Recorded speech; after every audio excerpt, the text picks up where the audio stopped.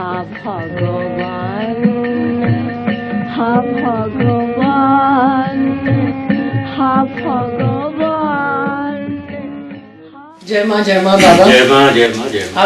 आपका नाम है केदार बाबा। यस। आप कहाँ से हैं? आपका आश्रम कहाँ है? वैसे हम गुना से हैं, एमपी में हैं। गुना एक जिला है, बहुत बड़ा शहर है। और अभी इंदौर से और ओंकारेश्वर से। अच्छा, आप माँ को कौन से साल में मिले? वैसे तो हम ये मानते हैं कि 76 में जो माँ का जन्मोत्सव था। हाँ, हरिद्वार में। तो हम प्रारंभ से माँ की पूजा करते हैं, देवी माता की। तो बात कैसे होती है? नवमी थी। नवमी को रात को हमको एक ड्रीम हुआ। हमने क्या देखा कि माँ आई है सपने में। अब तो माँ का नाम भी नहीं जानती थी, ना कभी सुना ना पढ़ा। मतलब आनंदमयी माँ। आनंदमयी माँ। लेकिन पता नहीं कैसे पहचान अपने आप बोला कि भीतर से ही ये माँ है। माँ आई और उन्होंने हमको कुमकुम और टीका लगाया। अरे वाह। और आशीर्वाद दिया। हमने माँ से पूछा कि माँ हमको आत्म साक्षात्कार कब होगा? यही प्रश्न था हमारे। तो माँ ने कहा होगा। कब होगा? बोले ये नहीं बता सकते, लेकिन इसी जन्म में होगा।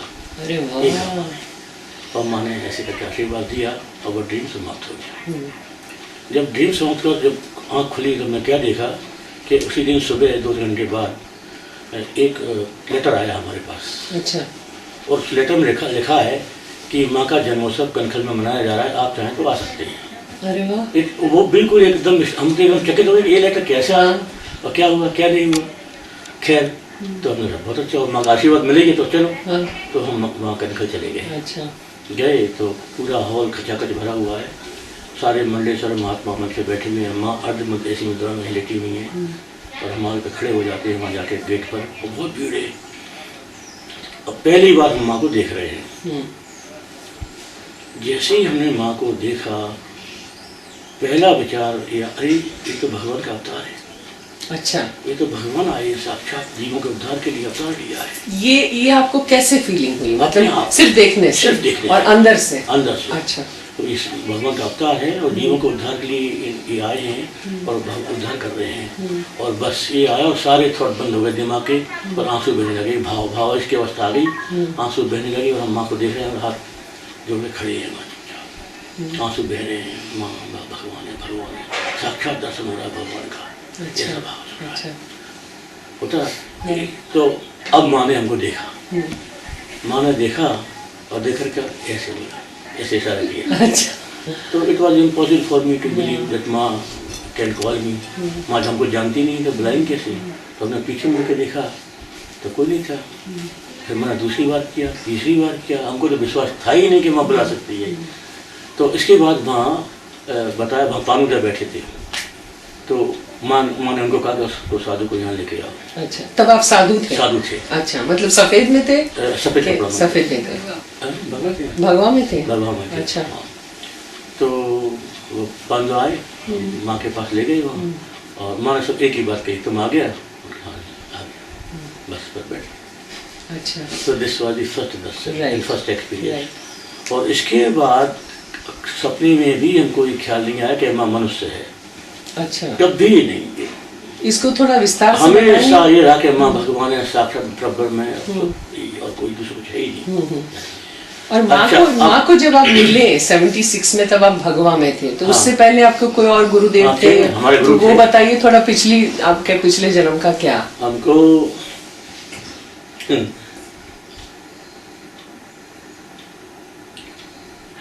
घर में ऐसे संस्कार होंगे।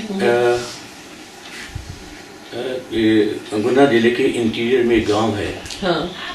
वहाँ के हम हैं मूलतः। हाँ। और वो बर्थ प्लेस है और वहाँ पर माँ के नाम से एक आश्रम भी बन रहा है। अच्छा। हाँ, काफ़ी काम हो चुका है, 4-5 कमरे बन गए हैं, हॉल बन रहा है। माँ हम सब माँ का एक महिमा उधर भी फैले इस दृष्टि से शुरू किया है इसको हमको। तो गुना आ गए। गुना के बाद हम फिर पढ़ने चले गए पिलानी, वहाँ से ग्रेजुएशन किया बुढ़ना कॉलेज से। उसके बाद फिर आ गए हम वापस गुना आए। तो क्या हुआ कि हमने हमारे घर में वो कल्याण के विशेषांक आता थे, कल्याण आता था। तो विशेषांक में हमने वो कठोपनिषद पढ़ा।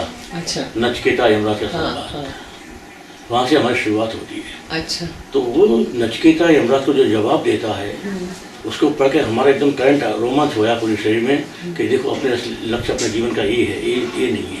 बस वहाँ से शुरुआत, बीज वहाँ से पढ़ा। अच्छा। और हमने डिसाइड कर लिया कि अब हम नहीं रह सकते, चले जाएंगे। इस तरह से फिर छोड़ दिया। तो आपकी दीक्षा कहाँ छोड़ दिया? छोड़ने के बाद हम इंदौर गए। तो इंदौर में एक आश्रम है अखंड धाम, इसका संबंध है चित्रकूट स्वर्ग आश्रम से, पीली कोठी के नाम से फेमस है। और वहाँ की परंपरा शंकर परंपरा ही है, अद्वैतवाद। सबसे पहले हम वहाँ गए। अच्छा। तो हमारे पूर्व गुरुदेव थे स्वामी अवधूतन जी महाराज, तो उनसे हमारा सत्संग हुआ।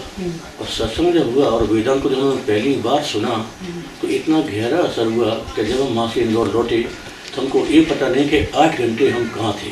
अच्छा। बस में बैठ गए और बैठे के बाद हमारी आँख सीधी दुनिया में आके खुली। एकदम एक अलग ही स्टेट हो गई माइंड की। बहुत पहली बार जब वेदांत को सुना तो वो हुआ।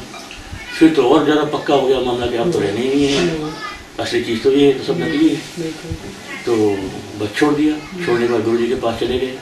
गुरु जी के पास रहकर के वेदांत ग्रंथों का अध्ययन किया, स्वाध्याय सब किया और पक्का हो गया कहने ये असली ट्रुथ यही है कि मैं आत्मा हूँ। बस मैं आत्मा हूँ, ये भाव हमारा तब से हो गया। उन्हें महावाक्य का उपदेश दिया, संन्यास दिया, वेदांत पूरा पढ़ाया। इसके बाद क्या हो, अब वो साधना हमारी प्रारंभ हुई। साधना प्रारंभ होते होते एक बाधा आ गई हमारे जीवन में। अच्छा। कोई बहुत बड़ी बाधा थी तो हमने बहुत कोशिश की, बहुत साधुओं से मिले, लेकिन वो चीज़ हटी नहीं।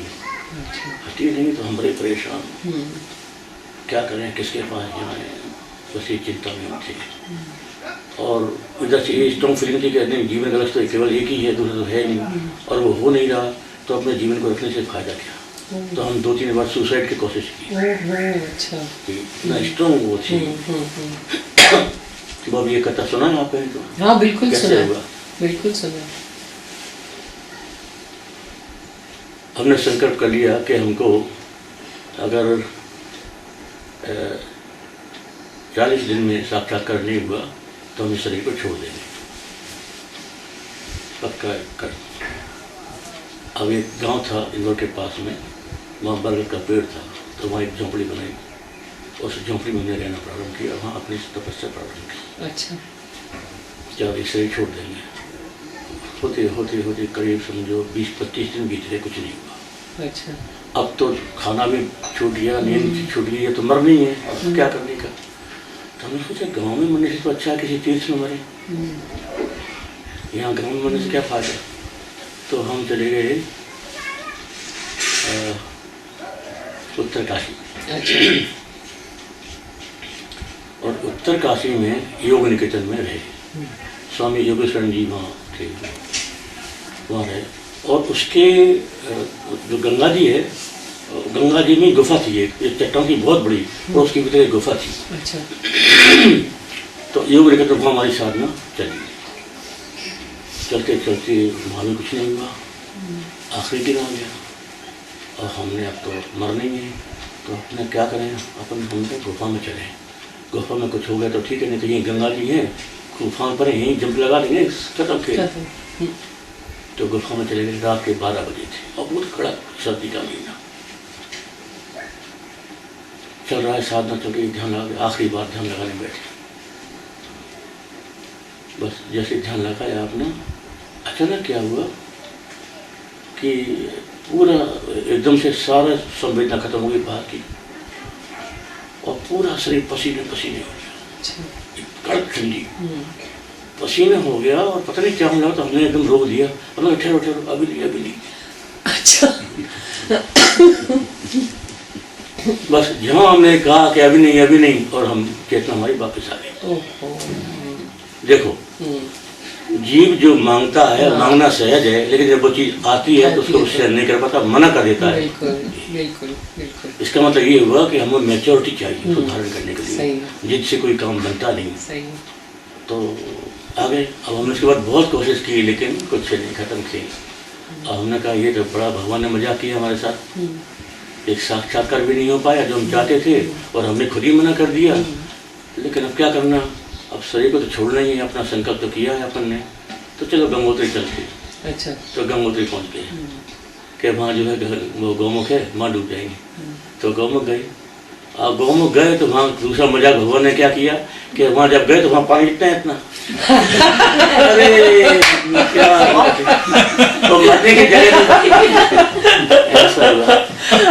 खैर तो फिर हमको भगवान कृपा से समझ में आ गई कि जिससे कुछ नहीं होता है, अपने आप को परिपक्व करो। और इसी वक्त हमको एक याद आई, एक परमहंस महात्मा थे इंदौर में, वो नाले के किनारे रहते थे। तो उनके पास हमने एक प्रश्न किया था कि हमको साक्षात्कार क्या होगा। तो बंगाली थे वो, और बिल्कुल अद्भुत वृत्ति में रहते थे। जो सुअर थे, उनकी कुटिया में सुअर रहते, सुअर उनके पेट पे लेट जाते हैं, वो खेलते रहते। ऐसी उनका अवहर टाइप थी, महात्मा थे, सिद्ध थे। उनसे हमने पूछा, तो वो तो बंगाली बोलते, हिंदी में बातें नहीं थी। तो उन्होंने बोला आम काचा, आम काचा। तो हमको कच्चा, अभी फल पका नहीं है। अच्छा। तो हमको समझ में आएगा, देखो मैच्योरिटी कितनी जरूरी है। उन्होंने भी यही कहा था महात्मा ने। तो फिर हम वापस आ गए, साधना चलती रही।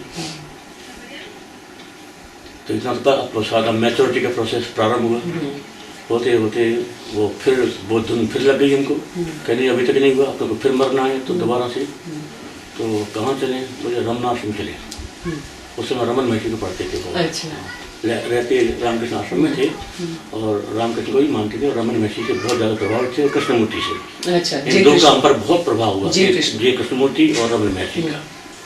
और इतना ज़्यादा एक तरह से हम हिप्नोटाइज थे जय कृष्णमूर्ति से कि हम उनको सुनने के लिए इंदौर से बम्बई जाते थे, जब भी वो आते थे।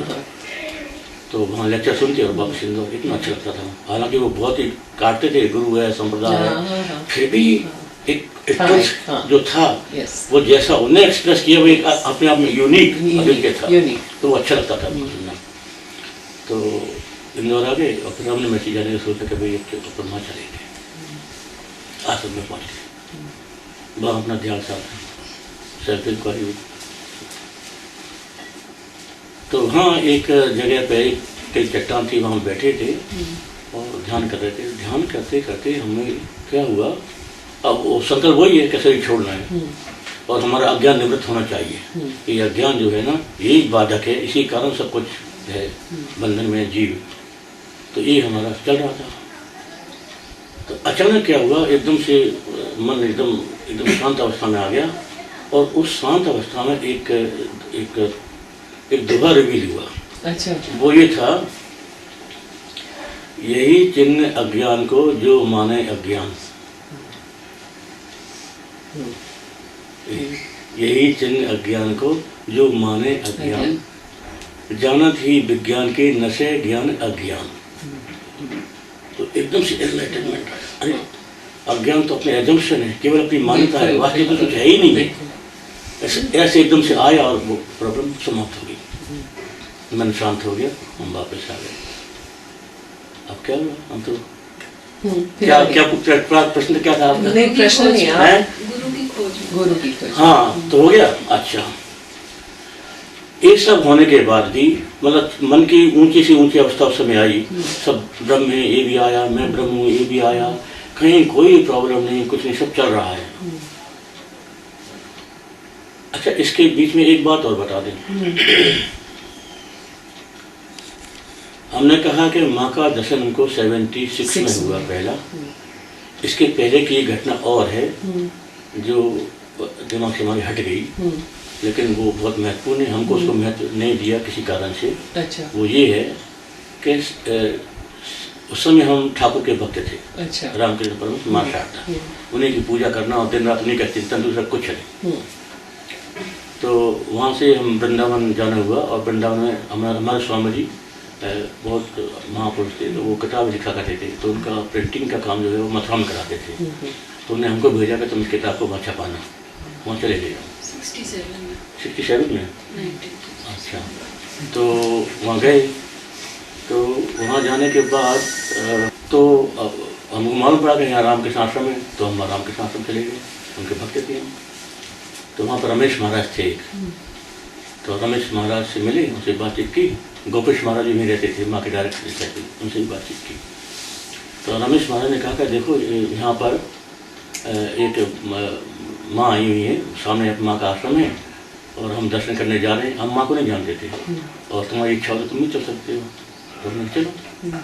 लेकिन हमारे मन में कोई प्रश्न नहीं था, कोई जिज्ञासा नहीं थी, हम I was totally satisfied at that time. तो इसलिए मैं चलो एक नॉर्मल रूटीन में चलो गए। तो नेक माला हमको दी, खुद ली, बोले माँ को पहनाना, चलो। अब हमने माँ को अपने माला पहनाई और अब पहली बार हम देख रहे हैं माँ को। अच्छा। लेकिन कोई हमारा वो नहीं है, प्रश्न नहीं है। माँ को माला पहनाई और माँ ने माला हमको पहना दी और सर पे ऐसे हाथ रखा। अच्छा। अब जैसे ही माँ ने हाथ रखा एकदम करंट आया हमको और हम वहीं बैठ गए और बैठ करके हमको सारी चेतना समाप्त हो गई। अच्छा, वहाँ पर दीदी लोग बैठी थी, चंडी का पाठ हो रहा था। हाँ। और भी लोग थे, तो हम बैठे ऐसे और बैठे, चेतना विलुप्त हो गई और बस। और हम कब तक बैठे रहे हमको पता नहीं। अरे वहाँ खुली तो देखा कोई नहीं था, ना माँ थी ना कोई दीदी थी, कोई था ही नहीं, तो हमने क्या हुआ है, बस फिर हम आ गए। तो उसको हमने नॉर्मल रूप में लिया क्योंकि हमारी कोई जिज्ञासा नहीं थी। एक ठीक है, चलते चलते कोई एक चमत्कार हुआ, देखा, खत्म बात हुआ। ये पहला दर्शन ये था। राइट। आपके हिसाब से माँ कौन है? कई लोग बोलते हैं माँ भक्त है, माँ योगिन है, माँ अवतार है, माँ भगवान है, माँ ये है, माँ वो है। हमने कोई भगवान को नहीं देखा है, हमने दशभुजा नहीं देखा है, हमारे लिए जो भी है ये भगवान है। कई लोग अलग अलग ओपिनियंस हैं। आपके हिसाब से माँ कौन है?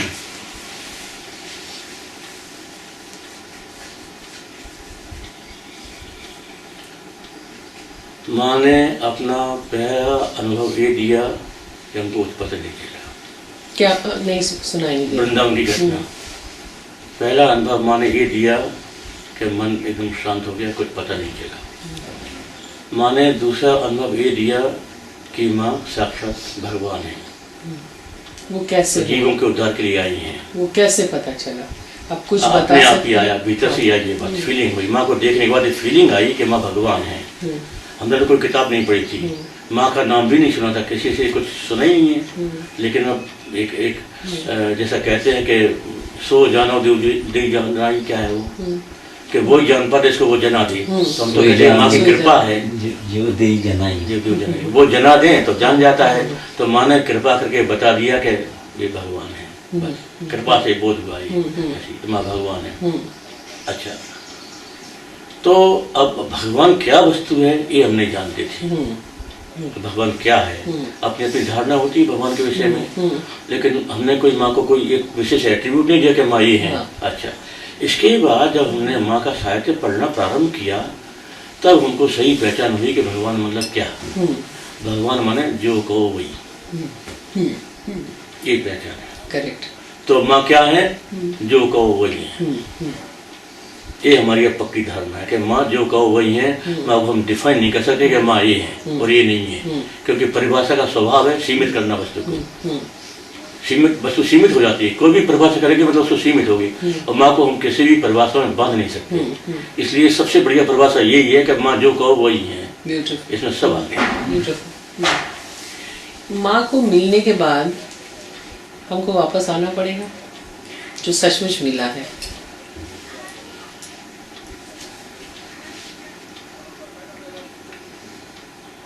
हमारी ये धारणा है इस विषय में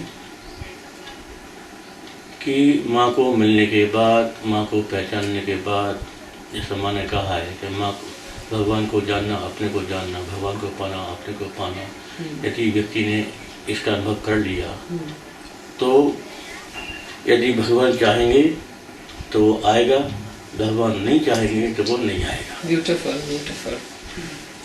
ये उनकी इच्छा पर है। क्यों कि जानने का मतलब ये होता है कि अपना व्यक्तित्व समाप्त हो जाना। जीव समाप्त हो गया, अब जब जीव समाप्त हो गया, मैं रहा ही नहीं, तो अब मैं निर्णय करने वाला कौन कि मैं आऊँगा कि नहीं आऊँगा, आना है कि जाना है, कुछ नहीं, मैं तो है ही नहीं। फिर अब कौन है? भगवान है, और उनकी विल है सुप्रीम।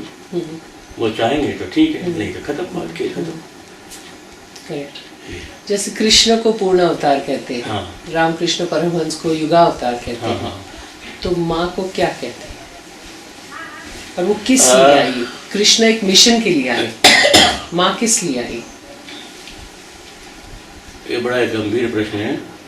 हालांकि माँ ने खुद ही ये कहा है कि इस शरीर के आने का कोई प्रयोजन नहीं है, तो हम किसी प्रयोजन का उनके ऊपर आरोप नहीं कर सकते जब उनकी खुद की ही वाणी उपलब्ध है।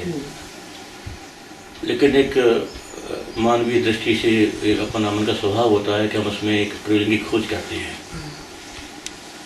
तो जब हम अपनी बुद्धि से विचार करते हैं कि क्या प्रयोजन हो सकता है, तो हमको एक बात समझ में आती है, जरूरी नहीं है कि उसमें सब सहमत हों, बात जरा टेढ़ी सी है। वह बात ये है कि माँ की वाणी है, ज्ञान अज्ञान के पार जाना। अज्ञान का मतलब अपन समझते हैं जीव भाव, हम आत्मा है लेकिन शरीर समझते हैं ये जीव है, उसी का तत्व भी है, भोग तत्व भी है, ज्ञान तत्व भी, सब कुछ। ये तो एक दृष्टि स्तर पर अज्ञान है। समष्टि स्तर पर अज्ञान का अर्थ है कि हम ब्रह्म को जगत के रूप में ग्रहण करते हैं, ब्रह्म और ग्रहण करते हैं जगत के रूप में। ये समष्टि कॉस्मिक, ये अज्ञान है। अब इस अज्ञान के संदर्भ में ज्ञान का क्या अर्थ होगा कि व्यक्ति अपने को पहचान ले कि मैं आत्मा हूँ, ब्रह्म हूँ, मैं शरीर नहीं हूँ। और समष्टि संदर्भ में ज्ञान का अर्थ होगा कि वही ज्ञान है कि जगत नहीं, ब्रह्म ही है जो हमारे अनुभव में आ रहा है। ये ज्ञान है, ठीक है। तो अज्ञान हो गया, अज्ञान हो गया। अब माँ कहती है ज्ञान अज्ञान के पार। तो सवाल ये है कि इस अज्ञान के पार की बात हमें समझ में आ गई। अब ज्ञान के पार का क्या मतलब? ये माँ का प्रयोजन, अब तक माँ के आविर्भाव का प्रयोजन है।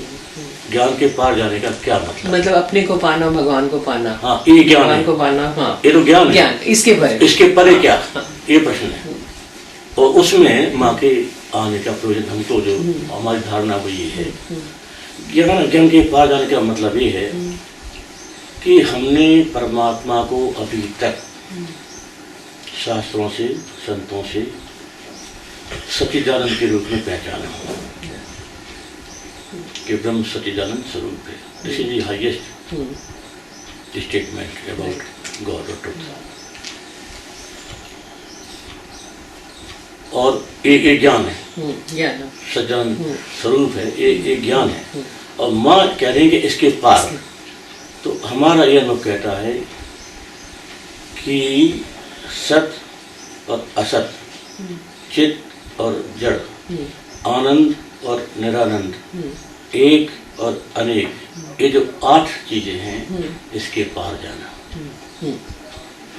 और इसका निर्देश जो माँ ने किया है वो है महाशून्य।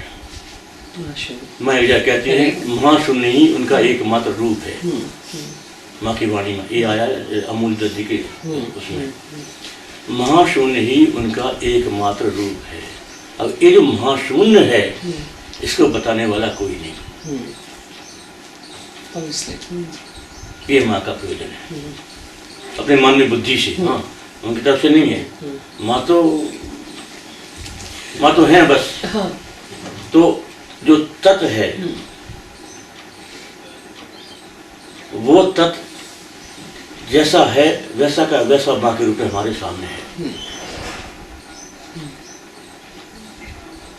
करेक्ट। ये तो माँ के आविर्भाव का ये प्रयोजन ये हुआ।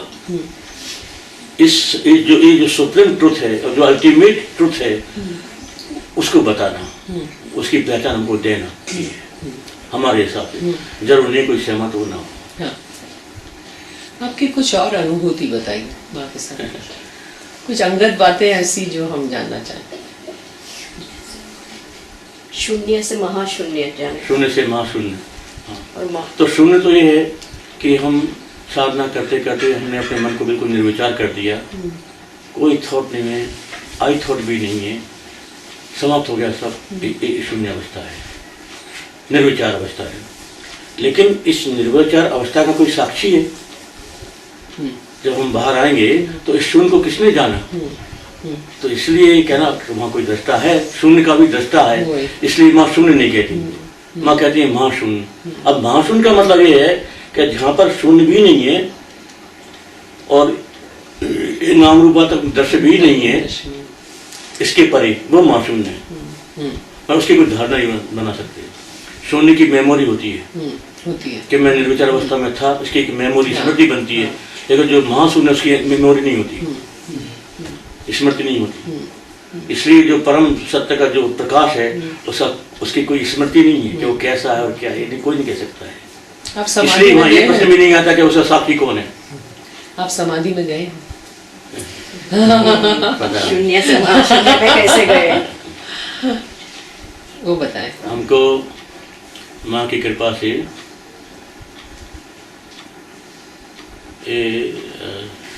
77 की बात, देखो माँ की महिमा, 76 में हम माँ से मिले, और उसके बाद ही कुछ ऐसा संयोग बना, माँ पता नहीं वृंदावन थी या नहीं, हम वृंदावन में थे उस वक्त 76 के एंड में। अच्छा।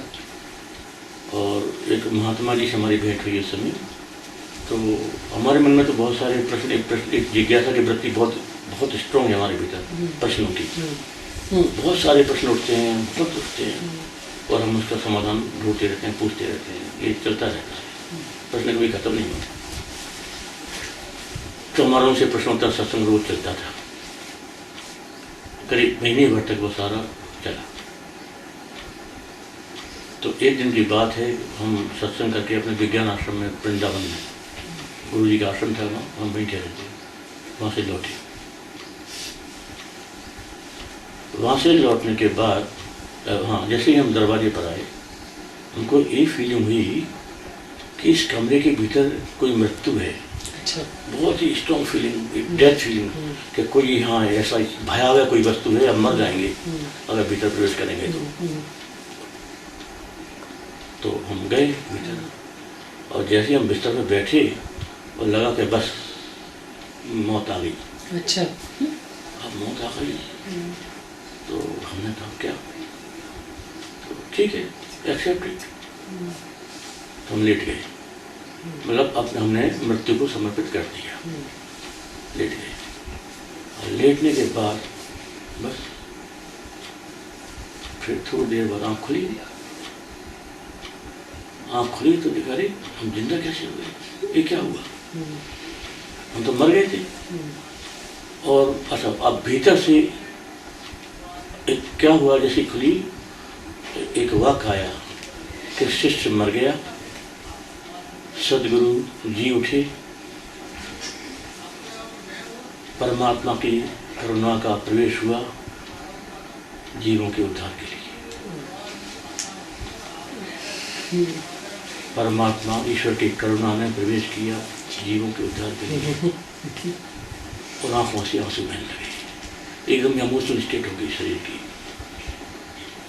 ये है 77 का एक्सपीरियंस, ये माँ की कृपा थी। इसके बाद हमारी सारी प्रॉब्लम सॉल्व। अच्छा। वो जो चीज थी, वो एक्सपीरियंस वो अभी भी है। अच्छा। कांस्टेंट। अच्छा। उसका अभी लोप नहीं होता। उसके बाद क्या, अभी तक तो एक थॉट प्रोसेस था कि मैं ब्रह्म हूँ, मैं आत्मा हूँ, ये जगत ब्रह्म है, एक थॉट प्रोसेस था। लेकिन उसके बाद से ऐसा हो गया, एक अजातवाद जिसे कहते हैं, कि हमको कभी भी ये ख्याल नहीं है कि जगत है या मैं हूँ, तो एकदम समझो। अब जैसे अभी आपसे बात कर रहे हैं, लेकिन एक स्तर ऐसा है जहाँ तुम भी नहीं, हम भी नहीं, कोई नहीं बैठा, कोई बात नहीं हो रही है, वो भी अभी है एक्सपीरियंस, और ये भी चल रहा है। तो ये ऐसे है, इसकी हम कोई व्याख्या नहीं कर सकते, व्हाट इट इज और व्हाट इट इज नॉट। तो अब इसे आप कुछ भी नाम दे लो, समाधि में क्या है तो नहीं जानते। इसको आप क्या बोलेंगे बाबा? हम तो क्या बोलेंगे इसको, क्या बोलेंगे इस स्थिति को, आप क्या बोलेंगे? स्थिति की जो बात है, जिसको स्थिति आती है वही समझ सकता है। हाँ, तत्व ज्ञान की बात नहीं हो, डिस्कशन हो, समझे नहीं समझ सकते इसको। ये चीज आपने माँ को बताई थी। बुद्धि से जब हम पकड़ने का प्रयास करते हैं तो हम एक स्टेप नीचे आ जाते हैं। नहीं, माँ को बताई थी ये बात आपने कि ऐसा ऐसा हुआ? अब बताएंगे नहीं, माँ को बताई थी। क्योंकि कुछ भी होता था तो हम माँ को जरूर बताते। हाँ, वही पूछ। क्योंकि माँ तो हमारे गुरु है, भगवान सब वही है, आत्मा परमात्मा। माँ का क्या कहना, माँ ने क्या कहा? अब माँ ने जो कहा वो बताएंगे नहीं। नहीं, वो तो हम सुनेंगे। नहीं बताएंगे। नहीं, सुनाइए। सबका उद्धार ही हो रहा है सुन के। कोई क्योंकि जो माँ की कई बातें ऐसी हैं जिनका माँ ने हमको निषेध किया है। अच्छा। जैसे माँ किसी को दीक्षा देती हैं, मंत्र बोलती हैं, तो माँ किसी को बताती नहीं। ऐसी बहुत सी बातें हैं जो नहीं बताई जा सकती। माँ की आज्ञा सही है, ये भी है। और माँ ने जो बताया होगा वो भी एक स्तर की अवस्था है। उस स्तर में जाए बिना उसका अर्थ भी अच्छा देखो, माँ का चमत्कार, माँ से जब हम मिले, ये तो 76 का एक्सपीरियंस बता दिया। अच्छा, तो हमारा पहला इंटरव्यू जब हुआ माँ से, माँ के माँ हमसे आपसे मुझे बात करनी है, उसमें दीक्षा नहीं हुई थी। और ये तो माँ के कमरे में गए, अब हम बैठे तो देखो माँ ने बात कहाँ से शुरू की। बाबा, मिशन से एक बाबा आया था, तो वो कहता था कि माँ, इस शरीर को समाधि होता है, निर्कुल समाधि होता है, लेकिन ये शरीर ज़्यादा नहीं ठहर सकता, तो आप कृपा करो कि हम ये शरीर ज़्यादा, हम उसमें ज़्यादा ठहर सकें। तो ये शरीर बोला कि बाबा, समाधि भी हो गया, निर्कुल समाधि, और मैं भी रह गया।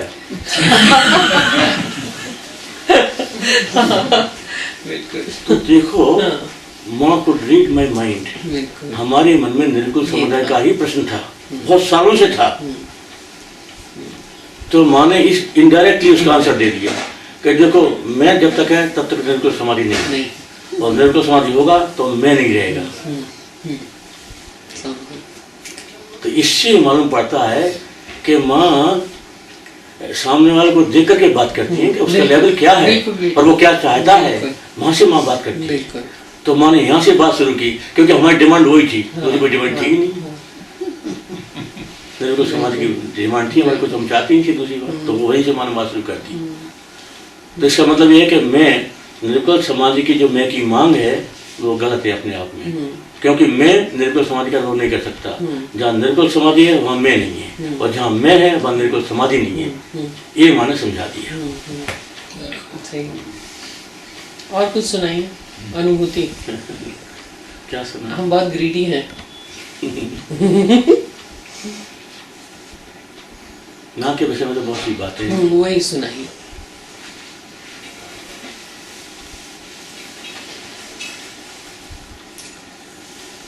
एक बार मैंने कहा, देखो, हाँ, कहाँ की बात है,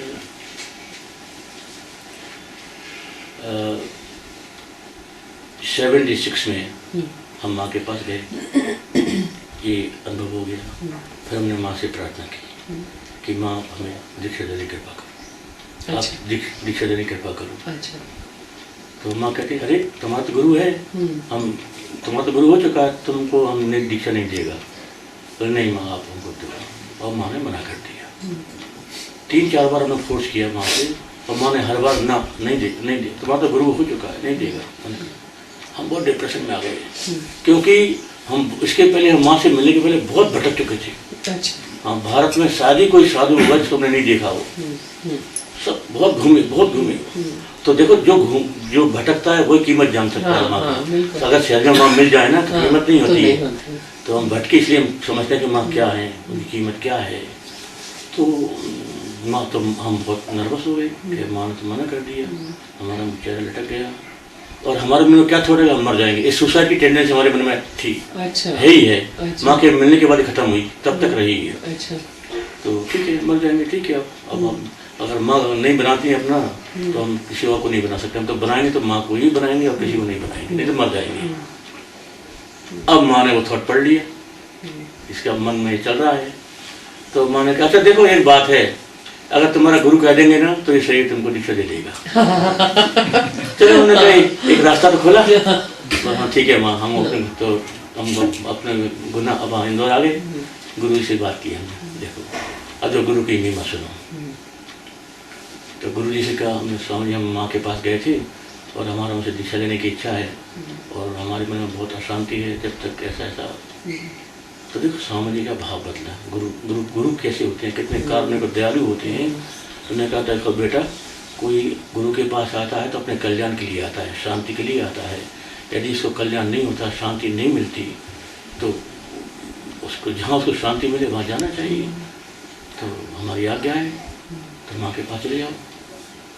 तो उन्होंने स्वामी जी आप नाराज होकर तो नहीं कह रहे? बोले नहीं, हम प्रसन्नता से उनको आशीर्वाद देंगे तुम। तो इसी अब जैसे ही हम स्वामी जी कमरे से निकले और किसी ने हमको खबर दी कि माँ भोपाल आई हैं। अच्छा। अरे यहाँ तो बहुत गजब हो गया। तो हम फिर गए स्वामी के पास। हमारे स्वामी जी हमारे माँ भोपाल में आई हैं, आपकी आज्ञा हो तो हम चले जाएंगे। तो देखो गुरु की दया। उन्होंने कहा ठहरो ठहरो, हम पंचांग देखते हैं, मुहूर्त देखते हैं, अच्छे मुहूर्त में जाना तुम्हारा काम सफल हो जाएगा। तो स्वामी ने पंचांग मंगाया, मुहूर्त देखा, मुहूर्त देख के कहा तुम इतने बजे यहाँ से चलना। तो ओके, गुरुओं का आशीर्वाद रहता है ना, कली को रहता है आशीर्वाद, जैसे माँ बाप का बच्चे के लिए होता है। तो वो गए भोपाल, माँ के पास पहुँचे। तो माँ से हमने कहा, तो माँ ने फिर अपना वो दरवाजा बंद करवा दिया, हमें और माँ है। माँ ने पहले तो पूछा कि गुरुजी ने तुम गया वहाँ, कहाँ गए? गुरु से पूछा, हाँ पूछा। प्रसन्नता से आज्ञा दी, हाँ प्रसन्नता से आज्ञा दी। सब बात माँ ने पूछ ली। इसके बाद माँ अचानक कहती हैं कि देखो तुम इसका पूजा करता है, तुम त्रिपुर सुंदरी का पूजा करता है। एकदम से मन अचानक बोला। अच्छा। और देखो तुमने नहीं बताया, हमने बता दिया। और माँ जोर से माँ जोर से हंसी। अच्छा। और उस वक्त माँ का क्या भाव, इतना अद्भुत सौंदर्य कि जैसे साक्षात त्रिपुर सुंदरी बैठी, इतनी सो ब्यूटीफुल। ये जो मैं शुरू, देखो तुमने नहीं बताया, हमने बता दिया। और माँ हंस रही है बच्चे की तरह। तो वो शुरू तो हमको भूल नहीं सकता, कितना गदगद हो गए हम सुन करके। फिर बोली माँ अच्छा ऐसा है, तुम मकर संक्रांति पर कनखल आना, तो उस समय तुम्हारा दीक्षा हो जाएगा। अच्छा। ये 77 दिसंबर की बात है। तो फिर हम वहाँ गए, फिर माँ से दीक्षा हो गया 78 में। अच्छा। मकर संक्रांति पर। अब माँ ने जो साधना बताई वो चलती रही। इसके 1 साल बाद, शायद अब एग्जैक्ट याद नहीं है, फिर माँ ने कहा देखो हम तुमको सीएम तो देंगे, वही सुना, और इसके बाद तुम धातु स्पर्श छोड़ देना। तुम चाहो तो छोड़ देना? नहीं, तुम धातु स्पर्श मत करना। अच्छा अच्छा अच्छा। जब तुमको सीएम हम देंगे तो तुम धातु स्पर्श मत करना। राइट, ठीक है। अच्छा देखो, माँ पहले से तैयार करती हैं। हाँ। माँ के मिलने से पहले हमारे मन में अचानक तीव्र बैराग का भाव आया। अच्छा। और बैराग के भाव में हम आश्रम छोड़ के चले गए और पैसा छूना भी छोड़ दिया, किसी घर जाना भी छोड़ दिया, ऑटोमेटिक। तो वो हमारे भीतर चीज आ गई। मतलब माँ चाहती थी तैयार करना, तो वो हो रहा था, आधार तैयार हो रहा था। तो हमने कहा ठीक है, वो तैयारी थे, मेंटली प्रिपेयर पहले से ही थे। तो माँ ने फिर वो हमको दिया, इस पेटी का सीएम था, और हमने लिया उसको। और लेने के बाद फिर वो पैसा धातु छोड़ दिया। और छोड़ दिया क्या, वो ऐसा छूटा कि जब हम लौटे तो हमारे लिए मुश्किल ये हो गई कि हम ट्रेन का हैंडल कैसे पकड़ें, नल को कैसे खोलें, गेट का कुंदा कैसे खोलें। ये तो सब धातु है। हाँ बिल्कुल, बहुत मुश्किल हो गई। करीब कई महीने तक ऐसी स्टेट चली कि फिर हम एक रूमाल साथ रखते, रूमाल से छू करके नल खोलो, कपड़े करना पड़ता। माँ ने ऐसी स्टेट में परिवर्तन ला दिया ऑटोमेटिक। अच्छा। तो माँ कैसे तैयार करती हैं, तो ये हैपनिंग जिसे कहते हैं, मन एक विचार नहीं, अपने आप जो होता है वो एक अलग ही चीज है। ऐसा हो गया, तो चलता रहा। उसके बाद धीरे धीरे धीरे सब स्वभाव में आ गई वो चीज। मतलब माँ 82 में गई, आप 82 तक माँ के साथ थी। हाँ, हम जो है जब भी, क्योंकि हमारे पास 2 दायित्व थे। एक तो गुरुजी का आश्रम, ये भी एक घटना है जो इनको साक्षी हमारे अशोक बाबा है इसके पूरी तरह से। तो हमसे गुरुजी नाराज हो गए बहुत ज़्यादा। तो नाराज होकर वो माँ के पास गई, माँ से बहुत सारी बातें हुई। तो देखो माँ ने भी कैसे बचाया हमको। पहले तो माँ ने हमारे गुरुजी की सब शिकायत सुनी कि क्या क्या है। हम प्रतिवाद करते रहे बीच बीच में, ऐसा नहीं ऐसा नहीं, हो गया क्या, वो चलता रहा। और बाहर बहुत भीड़ खड़ी है, तो और बात यहाँ ख़त्म नहीं हो रही। तो माँ ने क्या किया, माँ खड़ी हुई अपने। अच्छा, जब हम वहाँ बैठी थी वहाँ भी माँ का हमने देखा स्वरूप, क्या बिल्कुल देवी स्वरूप, लावण्य टपक रहा है, कितनी सुंदर ये मूर्ति। और एक चीज क्या बीच बीच में माँ हाथ ऊपर करके और भी हमने माँ को एक बार सीन देखा है माँ का, शायद वृंदावन में देखा है, तो माँ का ऐसा लगा जैसे माँ 6-7 साल की बच्ची है, 6-7 साल की बच्ची है माँ बिल्कुल। और आवाज भी वैसी हो गई जैसे छोटी बच्ची की आवाज होती है, वैसा बोल रही है बालिका के रूप में। बड़ा आश्चर्य था कि कैसे होता है, क्या होता है सब। खैर क्या होता है, क्या गुरुजी माँ से शिकायत की। हाँ, तो माँ उठी और हमको आश्चर्य हो रहा था कि माँ तो साक्षात भगवती हैं, देवी हैं, गुरुजी से बात कैसे कर पा रहे हैं। ये तो आदमी का दिमाग ही रुक जाना चाहिए, इसमें तो ऐसा हो जाना चाहिए, लेकिन ये क्या हो रहा है, माँ की लीला क्या चल रही है। खैर वो चलती रही थी। तो माँ उठी, फिर बोटी बाबा तुम्हारी बात हम समझ लिया, तुम ये चाहता है ना कि आश्रम का व्यवस्था भंग ना हो और आश्रम में केदार आश्रम चलाता रहे। हाँ बोले माँ हम यही चाहिए। तो ठीक है। फिर माँ ने हमारा हाथ पकड़ा, गुरुजी का हाथ पकड़ा और दोनों हाथ जोड़ दिए। तो देखो आज से आश्रम के लिए तुम्हारा हुआ और आध्यात्मिक दृष्टि से हमारा हुआ। अरे वाह, ब्यूटीफुल। बोले आश्रम की दृष्टि से तुम्हारा और आध्यात्मिक दृष्टि से हमारा। बोले हाँ ठीक। गजब हो गया। अरे हमने कहा देखो माँ हैज एक्सेप्टेड टोटली। और हमको तो संसार से क्या मतलब है, आश्रम से क्या मतलब है, हमको तो यही चाहिए। तो बस उसके बाद तो प्रॉब्लम सॉल्व। फिर अब चूंकि आश्रम के लिए दिया था गुरुजी को हमको, तो वो ड्यूटी भी हमारे ऊपर आ गई, इसलिए हम वहीं रहते थे, विज्ञान आश्रम में रहते थे। आश्रम भी संभालते थे और जब कभी माँ का जन्मोत्सव होता था या संयम सप्ताह या दुर्गा पूजा जहाँ भी होती वहाँ हम चले जाते। अच्छा। और 82 में माँ चली गई, उसके बाद आपको क्या लगा, कैसे लगा? शरीर में थी तब कैसा था और चले जाने के बाद कोई आपको अंतर नहीं लगा? अंतर नहीं लगा। लेकिन एक घटना जरूर हुई कि जब माँ खेतान के घर में थी, देहरादून में बीमार थी, गुरु पूर्णिमा वहीं हुई थी माँ के आश्रम। तो गुरु पूर्णिमा उसके बाद हम देहरादून में ऋषि आश्रम में चले गए माँ के वहाँ, और ऋषि आश्रम से इंदौर आ गए। इंदौर आने के बाद एक दिन ऋषि पंचमी थी शायद, उस दिन हमको ड्रीम हुआ और सपने में हम देख रहे हैं कि ओम माँ श्री माँ जय जय माँ चल रहा है, माँ आरती पर हैं और सब लोग कीर्तन करते हुए जा रहे हैं। तो हमको तो वो जब देखा हमने तो हमारी वाणी बंद हो गई, बड़ा दुख हुआ।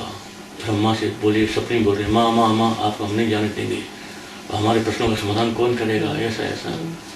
तो फिर माँ से उठ के आ गई, उठ के आके एक कमरे में हमको ले गई और कमरे में फिर कुछ बात की माँ ने। बात करने के बाद हमारी नींद खुल गई, नींद खुल गई तो वो फिर हमारा बोलना बंद हो गया। उसका इतना गहरा असर हुआ, बोलना बंद हो गया। अब तो हम पूजा कर रहे थे, तो पूजा करते किसी ने खबर दी कि माँ का शरीर छूट गया है। इधर हमारा मौन हो गया। तो हमने कहा कैसे जाएं अंतिम दर्शन माँ का। तो फिर मालूम पड़ा कि माँ का शरीर दिन रखा जाएगा, वहाँ जो चाहे वो दर्शन कर सकते हैं।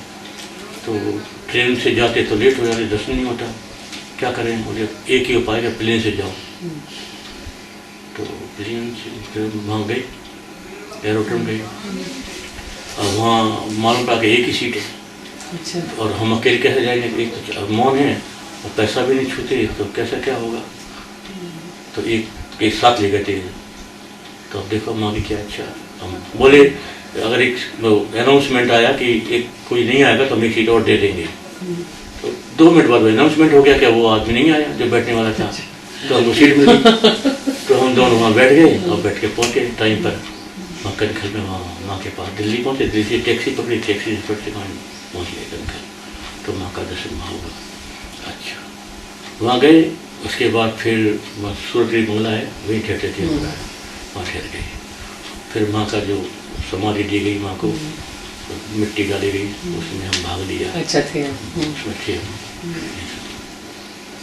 लेकिन ये सब होने के बाद क्या हुआ कि क्योंकि वो जो 77 का एक्सपीरियंस था उसने एक ऐसी स्टेट बना दी कि जैसे भाव विहीन हो जाता है व्यक्ति, ऐसा कोई वो नहीं, तो हमको ऐसा फील नहीं हुआ, हमको ऐसा लगा माँ नहीं है, हमको ऐसा लगता ही नहीं कि माँ नहीं है, माँ हमेशा है। जो माँ को कभी ना मिले हो, जैसे नए नए लोग आते हैं, हम लोग देखते हैं, उनको आप क्या कहेंगे? वो कहेंगे हमने तो कभी माँ को देखा नहीं, तो हम कैसे माँ के नजदीक आए या माँ का स्पर्श आए या माँ का पूछते हैं लोग, आप क्या कहेंगे उनको? उनको क्या करना चाहिए?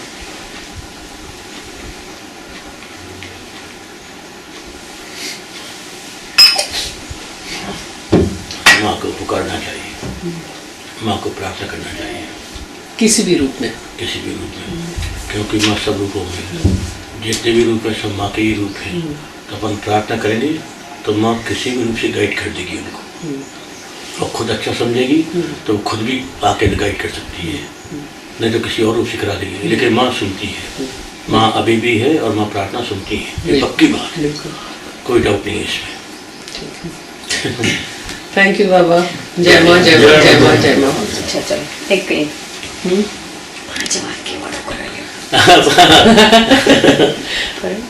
पांच महावाक्य माँ के, माँ का जितना टीचिंग है, जितना उपदेश है, सबको छाट करके हमने 5 महावाक्य निकाला है। पहला है एक ब्रह्म द्वितीय नास्ति, ब्रह्म एक है, द्वैत नहीं है, मतलब पूर्ण अद्वैत, अद्वितीय ब्रह्म, एक में वह अद्वितीय ब्रह्म, एक पहला महावाक्य। एक ब्रह्म द्वितीय नास्ति कई जगह आया है। दूसरा है जहाँ एक ब्रह्म बोध है वहाँ कुछ छूटता नहीं, ये यूनिक है, अपने आप में यूनिक है ये, मतलब all inclusive, nothing is excluded. ये बहुत बड़ी बात है, टोटलनेस ऑफ टोटलिटी ऑफ ट्रुथ, वहाँ कुछ भी छूटता नहीं है, सब आ गया उसमें, जीव भी है, जगत भी है, सब है पूरा। तो ये दूसरा महावाक्य है, जहाँ एक ब्रह्म बोध है वहाँ कुछ भी छूटता नहीं। तीसरा है अपने को जानना माने भगवान को जानना, और भगवान को जानना माने अपने को जानना, ये जीव ब्रह्मात्मक हो गया, जीव ब्रह्म का अभेद हो गया, तीसरा। और चौथा सब भगवान है, सर्वम खल्वम ब्रह्म वासुदेव सर्वमिति, ये सब भगवान है, ये चौथा महावाक्य है। और पांचवा भगवान है जो कहो वही, डेफिनेशन भगवान है जो कहो वही। और कल हमने कहा था कि अगर तुमको 5 महावाक्य याद ना रहे तो एक याद कर लो, एक माँ द्वितीय नास्ति, बहुत है, एक ही याद कर लो, एक महावाक्य बहुत है पढ़ना के लिए, माँ के भक्तों के लिए पढ़ना। श्री श्री रामली माँ नमस्ते, सही बात है, बहुत अच्छा। माँ के विषय में कोई एंड नहीं, कोई एंड नहीं, अनंत कोई एंड नहीं।